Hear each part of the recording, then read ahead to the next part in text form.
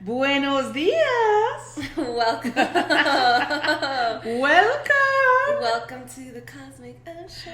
Hi everybody, how are you? How you doing? How you doing? Still trying to figure out where the fuck I got that from. How you doing? How you Joey? doing? Mom, if someone tells me Friends Joey one more fucking time, I'm gonna lose it. It's not him? Well, no, it's not him. No. I got it from somewhere else, but I don't remember where. I am Nayeli. And I am Fatima. And this is our podcast. Yeah, and thanks for coming. Thanks for joining us. Yeah. Before I we want to start start off with here in Denver, Colorado. We are residing in the unceded land of the Cheyenne and Arapaho peoples, amongst many other peoples who have walked this land.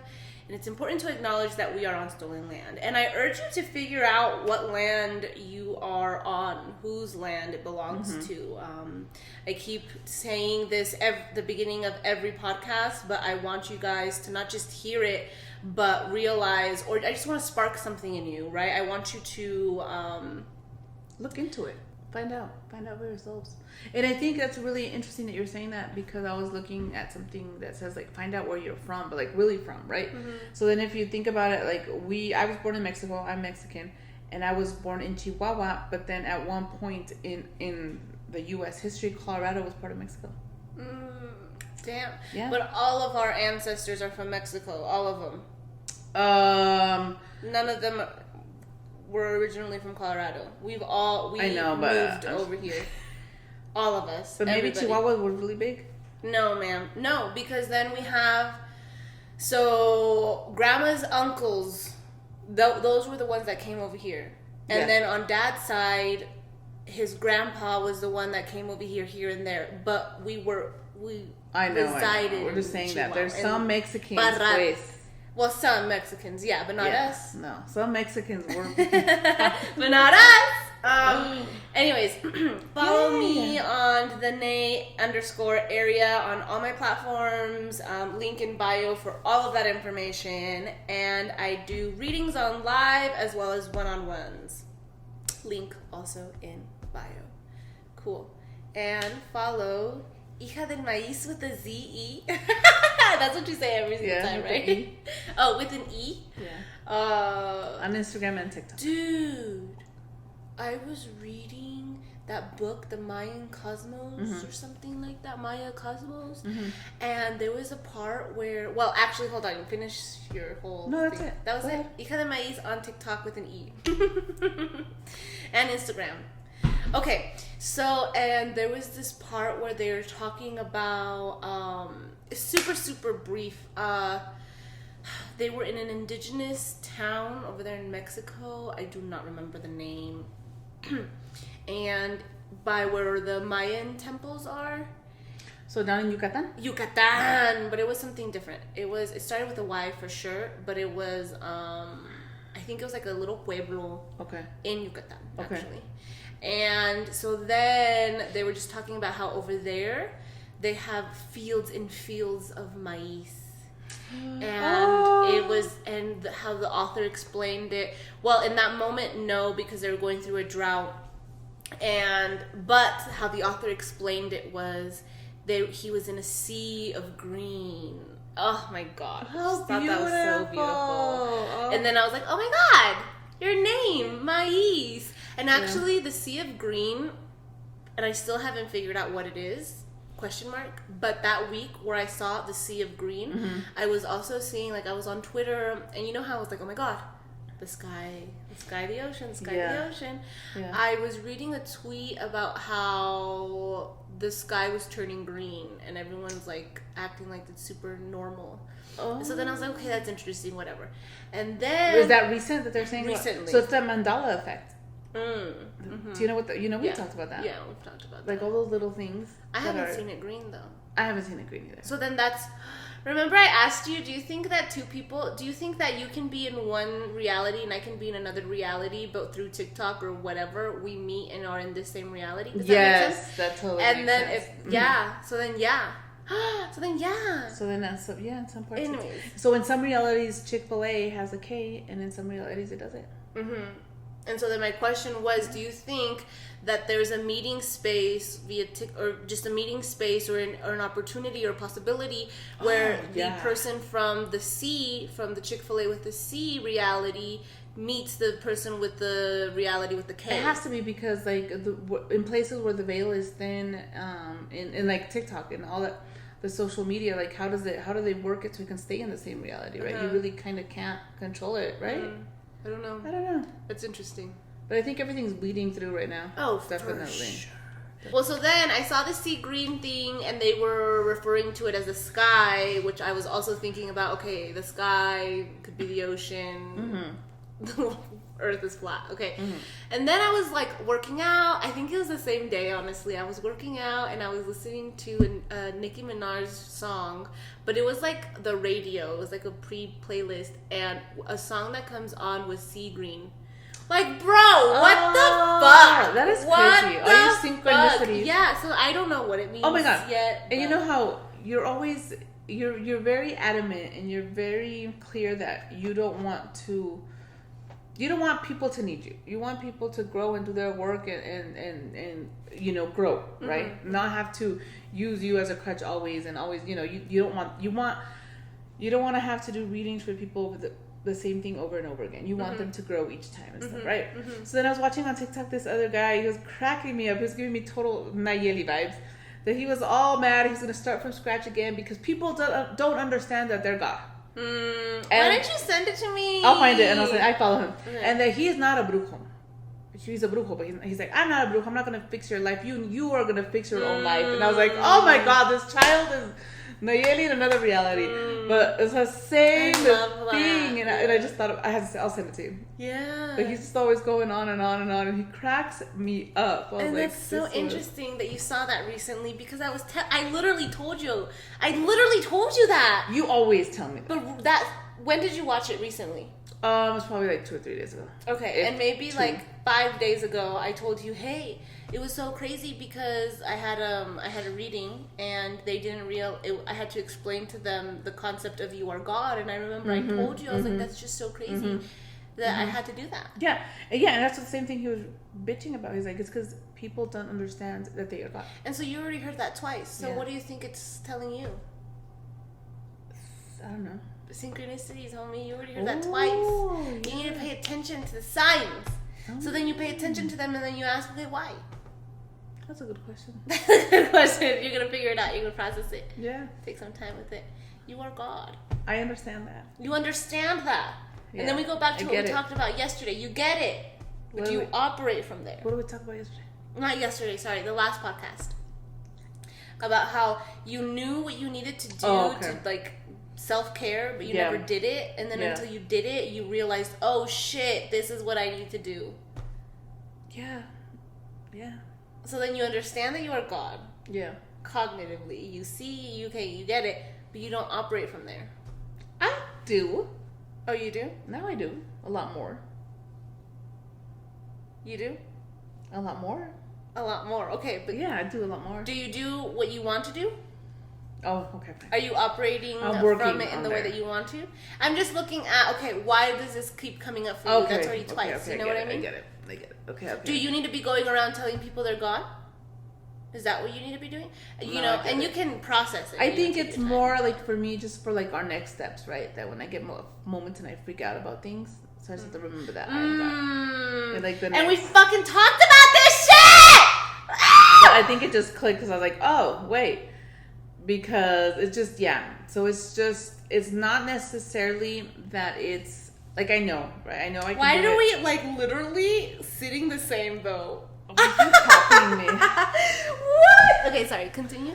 I think it's just, like, there's just a lot of moves that we do together, but for me, it's just more, I don't know, riskier. Again, I see it more riskier just because I'm very, controlled in my stuff. And so just getting out of my box is harder for me. And I think now that I've been getting out of my box more and I'm doing other things and adding more stuff outside the box that I'm not used to, those are when I have my freak out moments. They're less and they're smaller. But it's still, it's still in the back of my mind. Yes. Right. So then I do have to remember, oh my God, so they're reminding me that I am God. Yeah. And you know what I'm referring to when I say we were just talking about that, right? Or no? I think so. God! I know how the ancestors are with you now. Like, every single time, you are just such a mirror that I'm like, damn, am I like that? The deer in the headlights look? Yeah, like, oh, yeah. God. We literally talked about this like 10 times, and you're still. Did we just talk about it like now in the kitchen a little bit? No, we were talking about it like yesterday in the kitchen. Yesterday. Oh, yeah. You do. About me having no filter? Oh, bro. Oh, my God. Okay, no.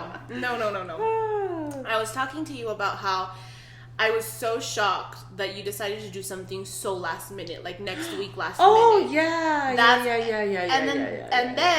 And you were super nonchalant about it. But then Yeah. when it comes to things in like the next 3 months, you're like, I don't know. Yeah. Which is like, wait.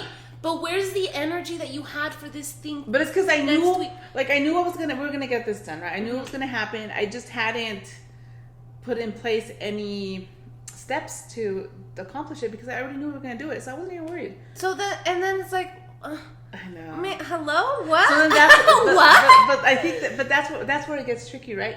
That I left to literally for the last minute to organize and to do that stuff, but then when I leave it for the last minute, I feel like, I don't know, I don't have to worry about it. That's weird. So then usually, like, let's say, I don't know, when I'm planning, so we're planning a trip in December and I haven't even thought about it, right? Mm-hmm. And so that's me just flowing and go with the flow. I know we're going to do it. Mm-hmm. I know we're going. I know eventually we'll be there, but I just haven't felt.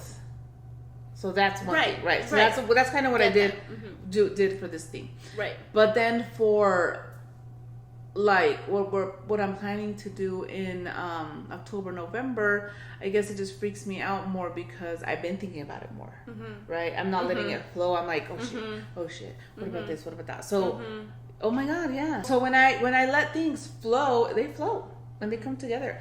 But in my natural, as the way I've always been is I'm very anxious and I'm very organized and I'm very controlled. So I like to control everything, get it done. But now that I'm kind of moving more in a state of flowing, and then as a generator, doing things when I feel it, it's easier. And it just happens. It really is. It just happens. But that's the thing, though. I feel like learning that we were a generator was cool. It was badass. But not until I was like, okay, I have to start paying attention to my body. I have to start putting into practice what I learned. Did I finally understand it? And then I was like, oh my God, it is really easy. But I feel like first learning about it and then not changing anything, it doesn't do me any good or whatever, but I feel like that's a beautiful segue for this next part. Well, really quickly, I totally think it's your mind, right? You're holding on to it, holding on to it, clinging onto it, attaching yourself, just like 100%, just thinking of who, what, when, why, what. But then it's really negative too. It's like, can I? Yeah. Will I? I don't think so. How can I don't know. Oh, yeah, it's more than negative. And they're, again, going back to, they're telling you you're God. Yeah. Oh my gosh. You can make the reality you want. Dead ass. So just do it. So just fucking do it. So just be delusional. Fuck. Okay. Right. Delusional. That's what's like ilusionándote, right? Or no? No, delusional is that you have no illusion. Delusional. No. Es que delusional is like you are living in the illusion. Let me. Yeah. Let me ask Siri. That's Google. All right. Characterized by holding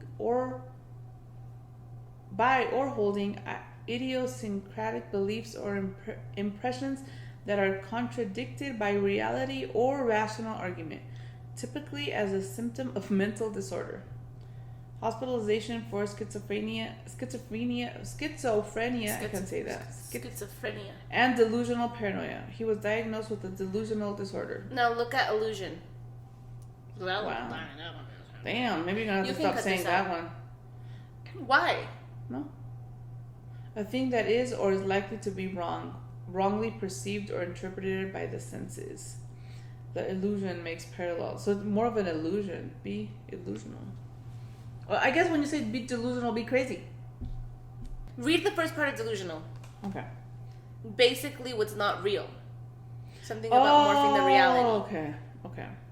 The first part. Characterized by or holding idiosyncratic beliefs or impressions that are contradicted by reality. Exactly. Or rational argument. Okay. That it's not real. Okay.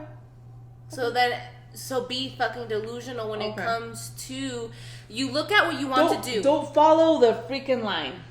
Color outside the box. Yeah, I think we're saying the same. If that's how you are understanding. Color outside of the lines. For sure.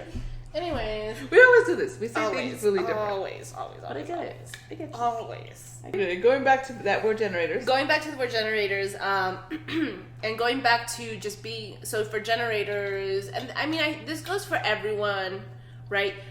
Connecting back to your body, how does your body feel? But for generators, it's different, and really connecting to our bodies gives us the opportunity to know how we feel and know what we feel about a certain experience or decision or whatever. And there's just such a distinct yes or no in our bodies.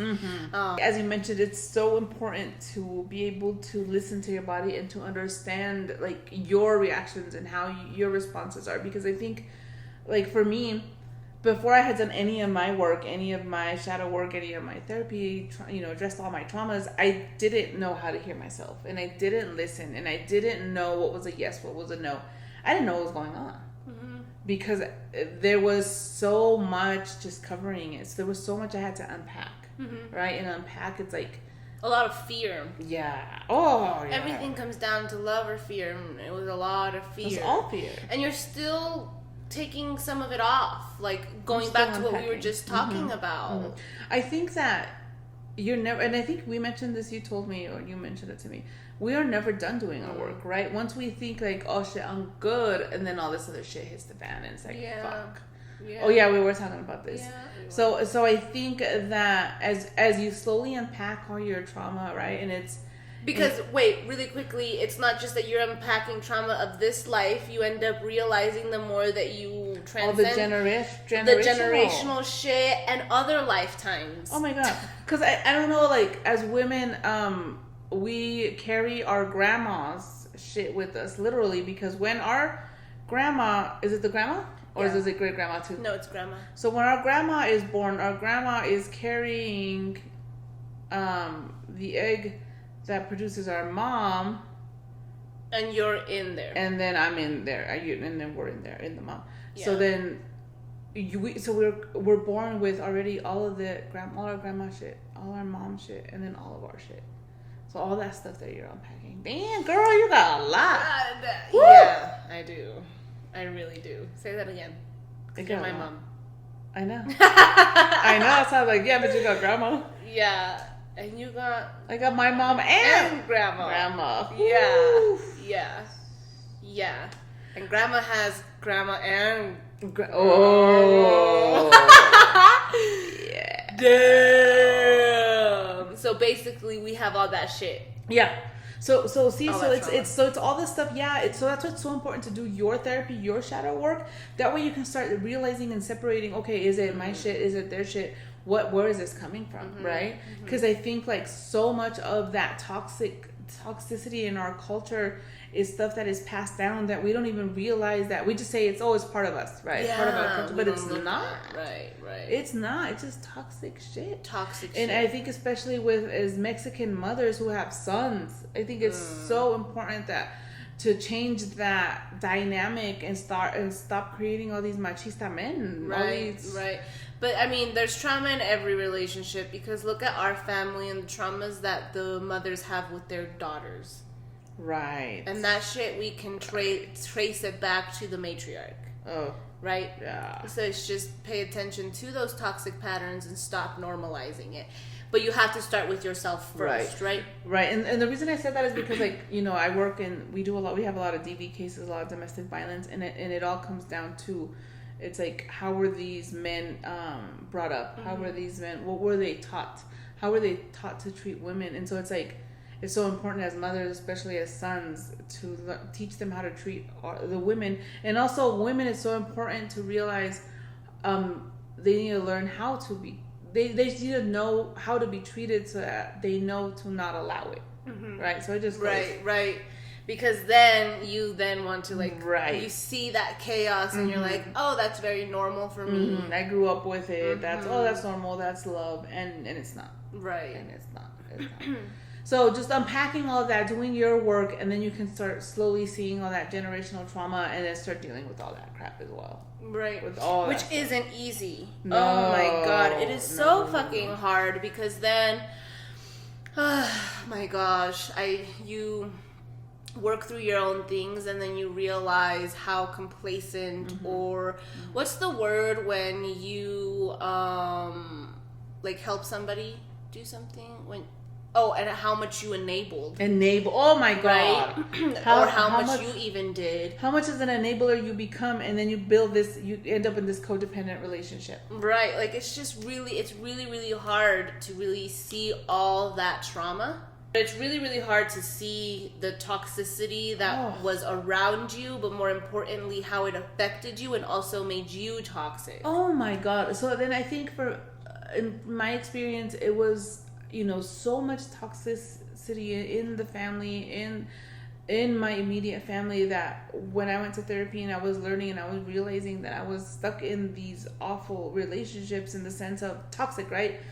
That I would just people please and do so much. I was a doormat. I would do everything for everybody. Finally, when I realized, oh shit, I need boundaries. I need to say no. I need to get myself out of this. I need to stop doing stuff just so that people can love me or that I can feel that love, right? That's where I learned that you need to set up those boundaries so that you stop being that people pleaser, you stop being that doormat, and you learn to love yourself and take care of yourself. So giving everything you give out to everybody else, you give it to you. Give it to yourself. And I think for me, because I was so enmeshed in these relationships with my mom, with my dad, with my siblings, I think the easiest thing for me was to just step back and to cut them off. Like literally. Yeah, you're Sagittarius, hardcore cut off. You're like, and I think too, it's just you were so angry. Oh my God. But more than angry, hurt, right? Yes. Because you recognized, wow, yes, I was a doormat, but not even that. You knew. Yeah. And you continue to know. And then you get mad when I decide that I know my worth. And then it's just like, what the fuck? That is such a slap in the face. And I feel you hardcore. Oh my God. So then I feel like, too, it's just easier to be like, okay, bye. Like, no contact. So I couldn't express what I was feeling because when I would try to, I would be shot down. It was just easier to cut everybody off.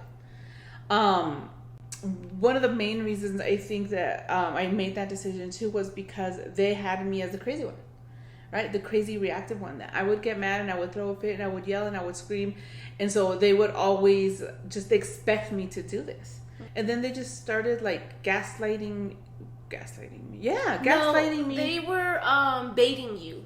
So you would go in, explain how you would feel. They would bait you and would manipulate you to get you fucking triggered again, so that you could fit into the role of the crazy one. So that now the roles were reversed, and they didn't have to take any accountability for what they did, because now you're the one that's crazy and doing all this shit, which is hardcore narcissism.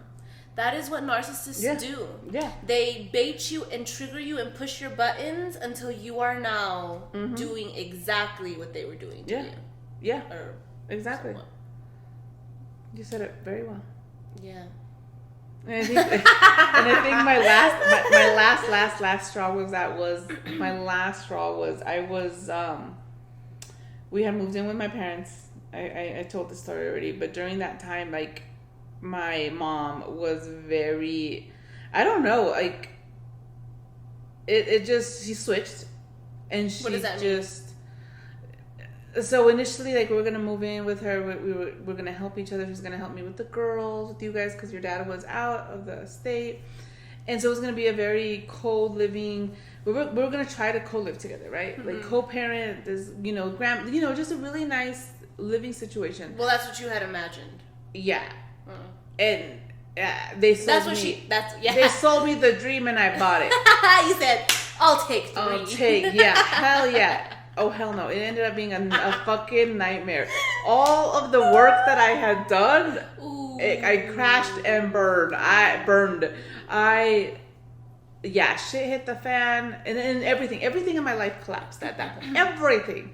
And then just them, my parents weren't just, they just made it, they weren't helpful, right? My mom at one point was just like, she wasn't cooking for us. Were they enabling it? My dad was enabling her. Okay, and she was just feeding and the she fire. Was just fueling the fire. I remember waking up really early in the morning because my dad would leave to work like at 5, and my mom was just bitching about me, like, Fatima doesn't do this, Fatima doesn't do that, Fatima. And so I was like, oh shit, traumatizing. All right, and my dad just doesn't say shit, right? And so then that's when I was like that. So at that point I realized, man, my dad is enabling this behavior. My dad's allowing it. Because at no point did he defend me or say anything. Which was another fucking like... Oh, that was another stab in my heart because for me, I was like, my dad is my everything. My poor dad. But then I realized, oh shit. He's Uno tiene lo que quiere. You have what you want. You have what you allow. You have... So that's when I realized, damn, these two are a pea in a pod. But look, let's take it back. Remember what we started with. You were a people pleaser. You were a doormat. You didn't know how to say no. You gave them everything to be loved, whatever. And then you look at how your dad is. Oh my God. That's generational trauma. So see, he's doing the same thing you did. Well, no. And more. I did what he was doing. Oh, exactly, I learned that behavior from him. And we both ended up with some narcissists, right? Right. And it was really hard. It's really hard to get out of that behavior. We're not justifying it. Tell me about it. So, but then I remember, and then what made me just, God, everything was just a shit show during that time. Nayeli was telling me about a trip that she made to go see a college, and I don't even remember. I don't remember. And it was so crazy because this was like the first time that I was going by myself. It was super crazy, and it was one day, and I was all by myself. Okay, I was all by myself, and so it was really just a very pivotal point in my life. Yeah. And it's so crazy. And why don't you remember? I don't remember because this is when, oh my God, it was like my marriage was just crashing and burning at this point. And, you know, my living situation with the parents sucked. And, yeah, I don't even know who the hell I was. And I don't remember. Is that crazy? Because of the trauma, right? Oh, yeah. What was that word you said? I just blocked everything. Trauma blocked? I don't know. I blocked everything. Yeah, you really did. Everything. Hardcore. So then, so this was in around that same time, too. I think this was in June. So all that happened in April. In June, I remember we had a family meeting. My parents literally just sat down and wanted me to pay them more rent because, we were using up, the bills were more expensive, blah, blah, blah. And so I literally just looked at my dad. I was like, Dad, I'm already paying the mortgage, literally. I don't think it's fair.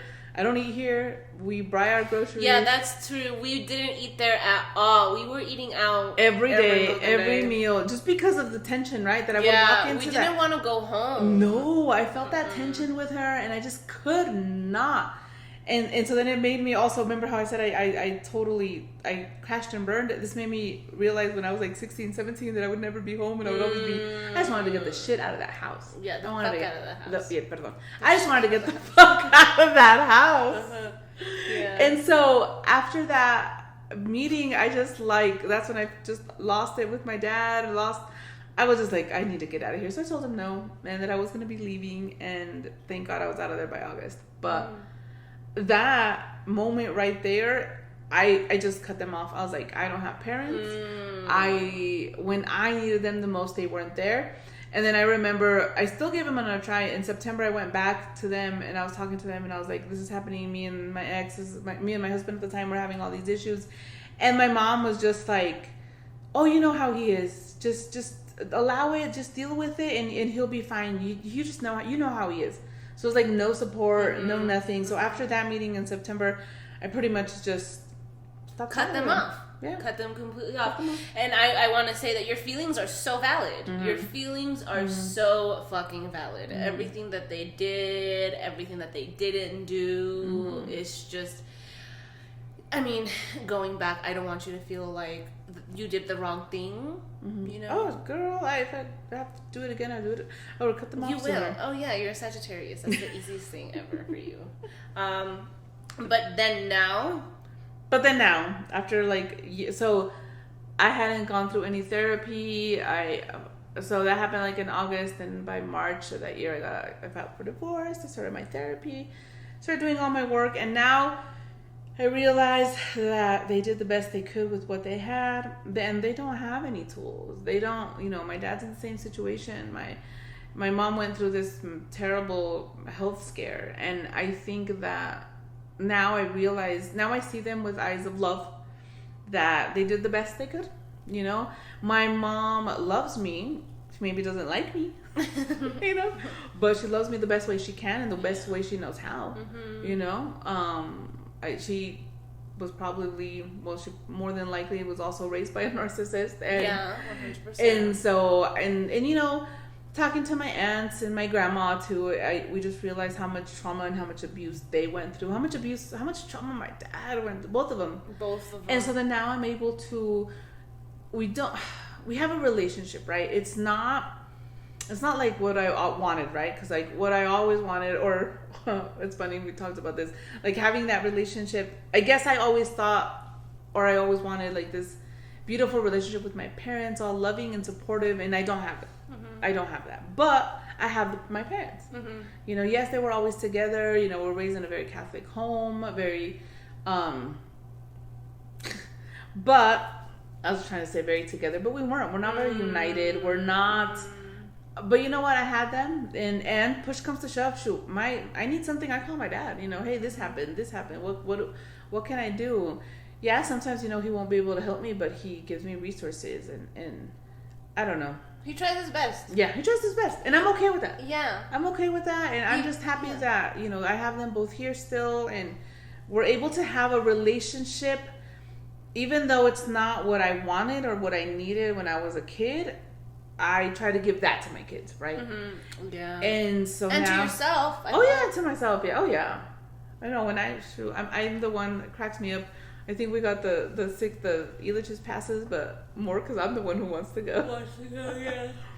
Just going back to the relationship that you have now isn't because they changed or because they did better. No. It's because you changed your perspective. They haven't changed at all. No, they haven't. They are the same might be worse. people ever. Yeah, I think so. Yeah. And yeah, I totally understand that. It's like, not that you're completely healed. No. But you're in the process of healing, and I've seen you, and I've also gone through it. But like operating from a place of anger and saying "fuck you," I don't want to talk to you ever. Right. Which is completely valid, but being able, it's such a beautiful, beautiful experience to move past that and be like, I can still love you unconditionally, right. And hang out with you and see you and talk to you, and just be in a space of love rather than that anger and that sadness and that grief. It's so nice because like now, I don't see them often, and it's on purpose. I can do once a month, and even the kids too. Like at first, I think when they were younger, you're like, yeah, let's go to grandma's, and now they're like, you have to go? Yeah, we're like, So I think like once a month, and then it's also knowing the fact that we're not going to have interesting conversations. We're not going to have emotional, in-depth, beautiful spirit. No, we talk about the weather, the grass, screen. Yeah, I mean, you do. I don't like talking about I don't know, it's just like... Okay, you try. I try, but I'll turn it around there. Tell them what happened last time you tried with grandma. I think I did. Oh, you did? But I'll turn it around. I'll have like a little bit of superficial conversation, but I like to do it more towards like their childhood. Like, I want to get to know who you were before you were my grandma. You know what I mean? If we're going to be talking about stupid shit, no, let me find out who you are. Yeah. You know what I mean? And I'm okay with that. I'm okay with talking about stupid shit. I'm just, I just tell, I'm there. I don't miss their birthdays. I don't miss, it's Mother's Day, whatever. I don't. But I think that now I'm just they know that I have my boundaries, and my boundaries are very, very high with them, and I won't do something if I don't want to, and I tell them flat out no now. Right, and as a generator, you can't. Right. You fucking can't. That shit makes you want to throw up. Right, and I will still do it before. Yeah. And yeah. And now, like even when like my dad will ask me something, I'm really straightforward with him. Which before I'd be like, "Oh, it's okay, Dad." Sugarcoating. Yeah, I would sugarcoat it. And so now, whenever he like, and he doesn't do it that much anymore. What? That he would come and bitch like about my mom. Oh yeah. And I would just like, "Oh yeah, I'm sorry." Blah blah blah. No, I'm like, "Yeah, well, you allow it," and he's just like. Oop. He's like, I'm not gonna tell you anything like, because you're gonna tell me mis verdades, and I'm not ready for that. So now he's like, never mind. Right. And I mean, don't get me wrong, they're really. I think what killed me as a young child, as a young adult, is like they're really good people. They're really good. They're very in their community. They're really givers, and they do so much for their community. But all I wanted when I was little is for them to do that for us. Yeah, because they would go. My mom, oh my God, they would give their shirt off their back to anybody who would ask for it, right? And just not for us. So, yeah. So now I just see it that's how they were raised, right? They with their religion and everything that they were taught that, and I don't know, but now I'm okay with it. And it's okay if you're not okay with it too. I'm okay with.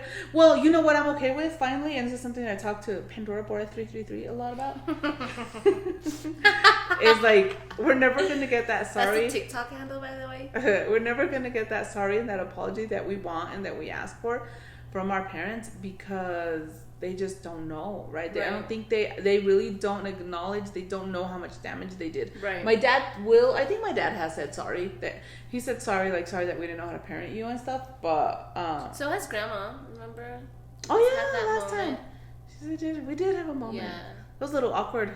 Super duper. Because she like said sorry, cried, and hugged me, and I'm like. But it was also very beautiful. It was very beautiful. But again, we wouldn't have had that if we as a collective, because no offense, I don't think you would have been able to do it. Oh no! Because you didn't start it. But we wouldn't have had that moment if you hadn't done your work, if I hadn't done my work, and if we hadn't moved from a place of anger to love. You know what I mean? Right. Because we had already done that. We'd been like, okay, you know what? I'm past being angry. I want to cultivate a relationship. I don't give a fuck what kind of relationship. Right. Well, I do, you know. You do. I don't care.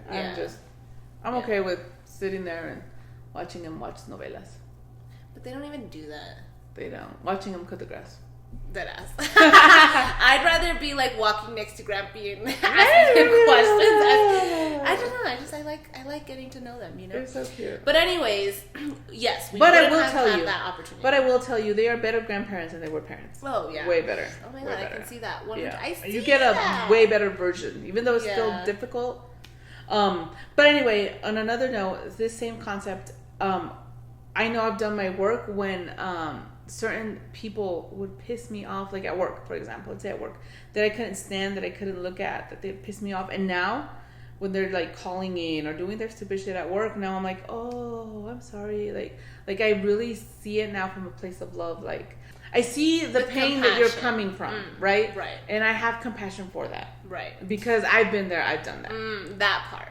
I've been there, I've done that. I've been there. Me too. Yeah. Like, yeah, me too. I see you. You know, I see you past. Right. Like, I see you past the way that you're affecting me. Yeah. Yes. I see where you are coming. Yes. I see that it's not about me. This has nothing to do about me. And so before, oh my God, I would start World War III about everything personal. Everything and fight them. You're looking at me. Why the fuck are you looking at me? You know? Exactly. Like that, for sure. Exactly. Yeah. And so now I'm like, oh, what can I help you with? Do you want some sopita? Who the fuck have you asked that to? I'll send you a DoorDash with sopita, or I'll give you a gift card to go buy a sopita. Do you think you're operating from your mother wound and are trying to take care of other people because you weren't being taken care of? Oh my God. Okay, I've only said one person soup. No, I was a total people pleaser though. So maybe back in the day, obviously, 100%. 100%. Let me take care of you. Let me take care of you. I'll do it at work. Let me do it. I'll do it. Me. Yeah, that was my total 100% people pleaser. Now I'm like, no. Do I have to? Right. No, now I'm kind of obligated to. I have to do stuff for work. Not everything else. I don't do what I don't have to do. Okay, yeah, good. You don't do what you have to do. Perfect. I don't do what I don't want to do, sorry. Perfect. There you go. Yeah, you got it. But I totally understand. Do that one on purpose. You have a thing for that. You don't like that at all. What? Every time I point at you, you're like, Because my dad, I think my dad would do that, or I don't know, my mom. Because you do not like it. That. From the beginning, like from the first podcast, you're. I don't know, but I was like, don't fucking point at me, chinga. Trauma, childhood trauma. Total trauma. Zero to trauma. Zero to trauma. Yeah. Okay. I totally understand that. And I feel like that's part of the journey, is realizing that things have nothing to do with you in every context. Strangers, family. Oh my God, family is so. And I think with the family, it's the hardest because we're so enmeshed. Yeah. Especially like if you're in the cultures, right? Culturally, we're taught society to be so enmeshed with our family that they're your mom, it's your mom, it's your mama, loyalty, it's your papa. right? It's like and right, and then too with that societal ties, I feel like it's like they hurt you, they hurt my feelings, so you have to fix it. You know what I mean? You hurt me, so you have to fix it. That's not true, and I feel like that's a big part. You took it personally. You took it another way. So like, and I totally get that. I'm on the other end because I'm very straightforward, and I can be very brusca. I can be very what's the word in English? Very harsh. Very harsh. So I always find myself what I do brutally honest. Yeah. So I always just do a disclaimer. Like I have like at work the other day, somebody asked me something. I'm like, do you really want me to answer your question? So I'm gonna be honest. She's like, yeah. I'm like, okay. Boom. Boo-hoo! But I'm like, hell yeah. And when they don't want to say, like, if they're, I don't know. I think people have never told me no. Like, they know that you're just They know. Everybody that knows me knows how I am. So if you ask me, I will tell you. Right. How did we start talking about this? I have no idea. I low-key blacked out. Did we all just black out? I just had a moment, too. Like, I think we just landed. Did you hear the... It was weird. But, being honest. And then... Don't take things personally. Not taking things personally. Because of our wounds. Oh, yeah. And, okay. So, also that victim mentality. And the blame game. Right? And I feel like that's what you have to get out of... to be able to move from a place of love and to be able to see people for who they are and not everything that we make them out to be. You know what I mean? Which is really fucking hard. And it's in every context, every fucking context. And I think too, it's because of the way that society puts it out to be. Yeah. You know what I mean? It's the way that they sell relationships with other people. You know? Oh my God. It's like especially you are in charge of each other's feelings or whatever. Especially like with family, right? That we, no matter what, that we have to stick by them. And we don't. Right. You know? I had a falling out with... every single one of your siblings and your parents. Hell yeah. No. I'm proud of it. I don't take shit. But what? What were you going to say? I had a falling out with a family member too recently because I just didn't like some of their actions, and I flat out was like, yeah, that is not okay in my family and in my household. If my family allows that and if my parents think that's okay, that's fine. But I don't allow that behavior in my house. So. Yeah. So bye, bitch. Bye. Yeah, I feel pretty good. Me too. Thank you all. Ashe. Thank you for allowing us in your homes. And take your time with this. Don't feel like you have to go make amends with everybody. Oh, no. This is what I'm talking about. This is years. Years. That was in 18, 19, 20, 21, 22, 4 years. So take your time. Be patient with yourself. Go back to be that inner mother, inner father for yourself. Take care of yourself first. Once you have healed that inner wound, that inner child, then once you're 100% healed, not 100% because obviously you're never, once you are healed, once you are solid in yourself, you know who you are, you're solid in your identity, then you can go out. In your being, in your essence, exactly. Then you can go out. And don't feel guilty for choosing yourself. Don't feel guilty for drawing your boundaries. If you're feeling guilty, send me a message and I will. Yeah, hell yeah. True that. We'll get you out of that. And if you have the privilege or the opportunity to go to therapy, do it. Go to therapy. And make sure your therapist looks like you or has a shared experience, because then, you're going to just re-traumatize yourself. Yeah. Yeah. All right, cool. Ashe to you and Ashe to your home. Goodbye. Goodbye. Goodbye. Goodbye. Good night.